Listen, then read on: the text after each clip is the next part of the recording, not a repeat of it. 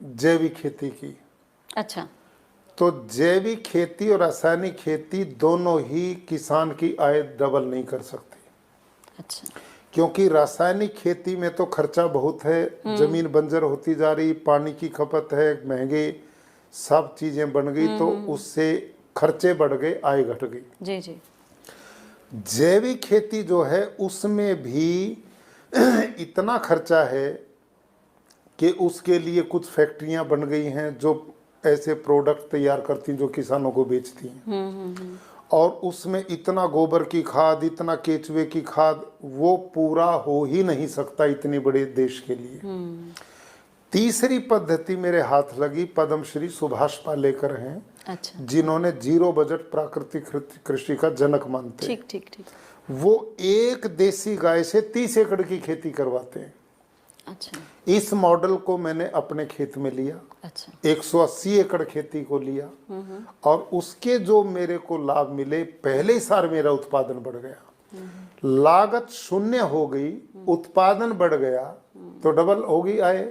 जी। तो ये एक तरीका है। अब वो कैसे तरीका है, इतना समय आप पे नहीं थी, मैं पूरी नहीं जानकारी देता आप बिल्कुल, हम जानना चाहेंगे, मेरे ख्याल से हमारे दर्शक भी जानना चाहेंगे। हाँ, जो तो भी उस यूनिक चीज ये जो जीरो बजट क्या है, ऐसी खेती जिसके करने में किसान को 1 रुपए की भी वस्तु बाजार से ना लानी पड़े। जी। एक देसी गाय के 1 ग्राम गोबर में 300 से 500 करोड़ जीवाणु है। अच्छा। तो हम जीवामृत, घन जीवामृत 2 तरह का खाद तैयार करते हैं। जी। गाय किसान की अलग से आय का भी स्रोत है, उसको दूध देगी, और उसका गोबर गोमूत्र इतना बहुमूल्य है कि हम 200 लीटर के एक ड्रम में 1 रात दिन का गोबर मिला देते हैं। और 2 से 1.5 से 2 किलो गुड़, 1.5 से 2 किलो किसी भी दाल का बेसन, 1 पाव बड़े पेड़ के नीचे की मिट्टी, इसका घोल 4 दिन हम सवेरे 5 मिनट और शाम को 5 मिनट घुमाते हैं जी।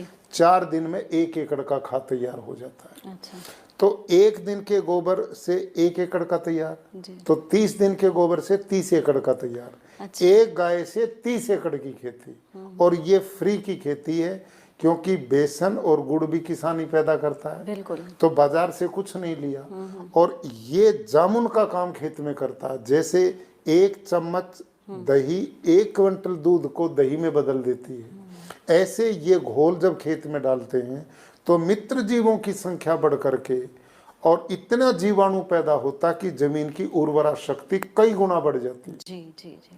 मैम, हमारा पिछले साल एक खेत बंजर था जिसमें कुछ भी नहीं होता था, उसकी मिट्टी टेस्ट करने के लिए एग्रीकल्चर यूनिवर्सिटी हिसार को भेजी जी। उन्होंने रिपोर्ट दी कि ये जमीन आपकी बंजर है जी। इसका ऑर्गेनिक कार्बन 0.3-0.4 है, जी। जो साइंटिस्ट की भाषा में बंजर है। जी। मैंने उसी खेती को जीरो बजट से किया। अच्छा। पहले ही साल 25 से 30 क्विंटल धान पैदा किया। अब इस बार उस खेत की मिट्टी दोबारा चेक वहीं की हमने एग्रीकल्चर यूनिवर्सिटी हिसार में, तो उसकी रिपोर्ट आई कि इस जमीन का ऑर्गेनिक कार्बन 0.3-0.4 से बढ़कर 0.8-0.9 पे चला गया। मतलब इतनी ज्यादा उसमें 2 गुना से भी ज्यादा उसकी जी। उर्वरा शक्ति बढ़ी।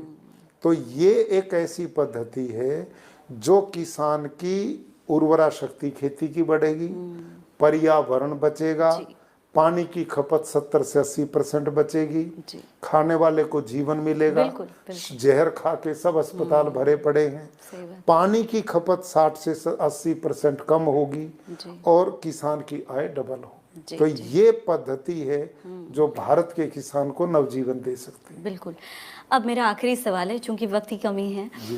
हिमाचल में गुरुकुल का ये जो कॉन्सेप्ट है आपका, हिमाचल में शुरू करने का या वहां पर भी कुछ ऐसा करने का आपका विचार भविष्य में? हाँ मैम, ऐसा है कि मेरे हिमाचल के बहुत से मुख्यमंत्री भी आए, वहाँ अच्छा। के मंत्री लोग भी जी, जी। हमारे कृषि फार्म को देखने के लिए आए जी।